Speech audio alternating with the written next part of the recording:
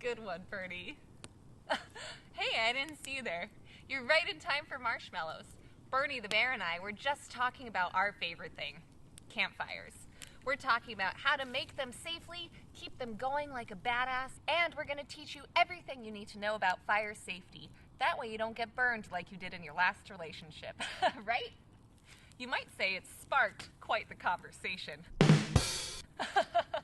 Whether you're new to camping and survival or an old lumberjack who has dementia and forgot how this all works, I sure hope you enjoy today's episode of The Joy of Surviving with me, Sarah, the Joyful Warrior.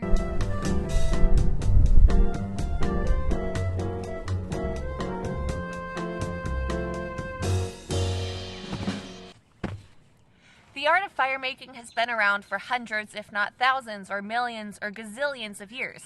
In fact, it's a crucial part of human evolution and how we got here today.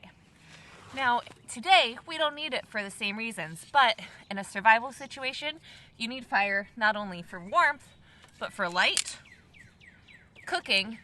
I mean, just look at these tasty skillet lemons. Mmm, delicious. And for some of my favorite things, like a romantic night at home.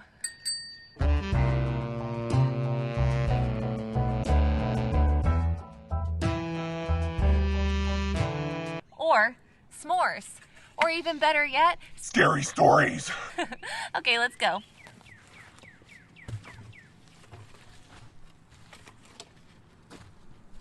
Hey, by the way, any relation to Smokey the Bear? I don't want to talk about it. Okay. Fire has also been used in ceremonies for as long as humans can remember, and today you can actually still see it in its ceremonial use at Burning Man in the desert. In fact, that's where I met Burny. Oh, those were crazy days.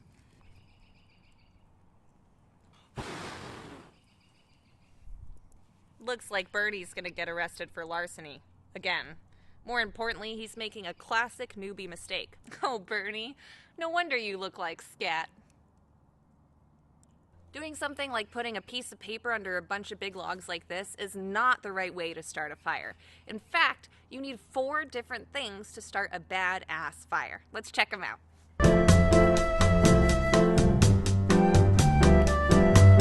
To make a great fire, you need 3 types of materials.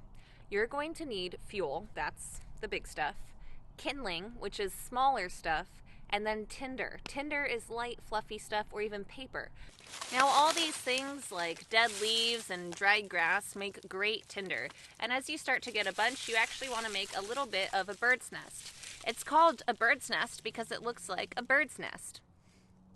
And if you want some tinder that catches really quickly and then burns out just as fast, I'll introduce you to my ex-boyfriend.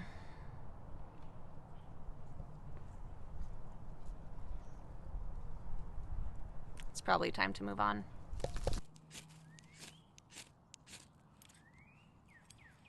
Once you have your fire going like this, you want to make sure your tinder catches.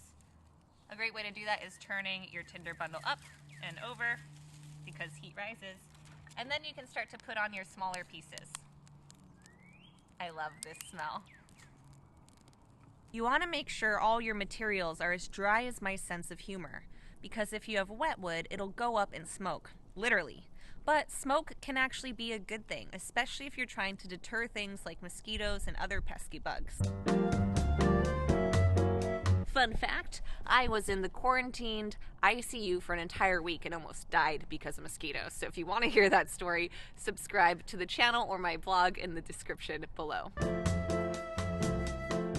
Talk about big wood, right, Burny? Whoa, is that firecracker strapped to your arm? I'll call Dr. Patrick. Aside from those materials, you're also going to need a fire starter. That could be a lighter, a mag stick like I was using earlier, or a spark stick or ferro rod. Now, in my 5,000 years of fire making, I've learned that not all materials are created equally when it comes to fire starters. In fact, that standard like silver square you see for $8 is pretty much scat. So I've been sure to link my favorite magnesium sticks and ferro rods in the description for you below. I've also included my favorite lighter. Make sure you get the ones with the long neck so you don't need to risk burning your finger like Burny over there. There are also other really helpful things you can use when the weather's not good or you're new to making fires. You can buy those starter logs you see in gas stations, but I personally don't like how they smell like chemicals, and I prefer to use the ones I put in the description below. Even if you're a seasoned backpacker or survivalist, it's a great idea to have one because you never know when conditions are going to be bad, or you'll be camping with a friend who talks a big game but really just can't get that fire going. If you're trying to look like a badass, I highly suggest trying a bow drill kit. All you need is a fireboard, a spindle, a bow, and a little handhold so that you don't burn a hole in your hand. This is actually how fire was made a long time ago. Something like a bow drill is a pretty advanced way to get a coal and start a fire. So if you want to challenge yourself, I highly suggest consistently making a fire with one single match. It's actually way more practical in a survival situation, and it'll give you a feeling like you can actually do something, not like you're a piece of scat. Now, if you still can't get a fire going, it's probably because you suck at it. In that case, check out the description for a link to my favorite flamethrower.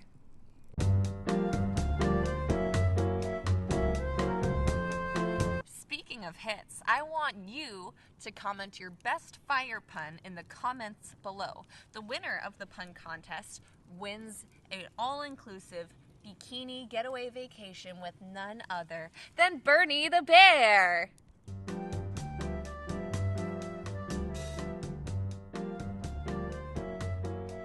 Big fire. In a second. First, we gotta make sure our friends here don't look like dumb ducks by showing them the most common mistakes people make. Like the time I lit my fart on fire? Yes, Burny. Exactly like that time. And if you don't mind, I'd rather not talk about September 17th again. Also, did you put more firecrackers in your body?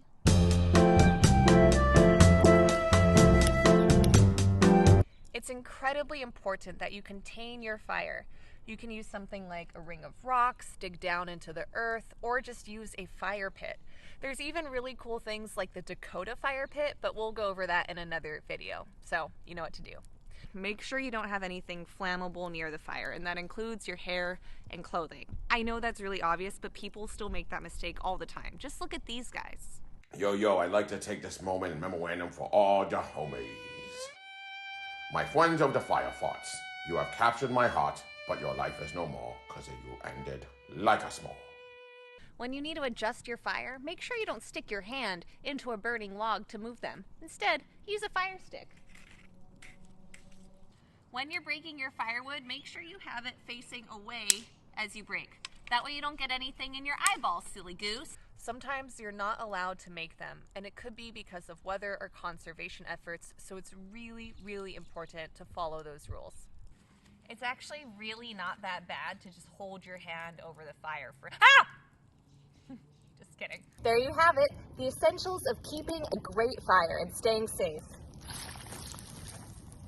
Also, make sure you always keep some water or sand around to take care of emergencies.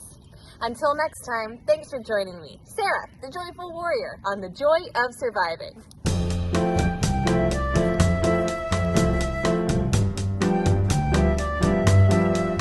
I was going to tell you a joke about fire, but it was too hot to handle.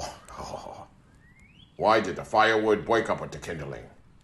It just didn't light the same spark anymore. Ha ha ha ha.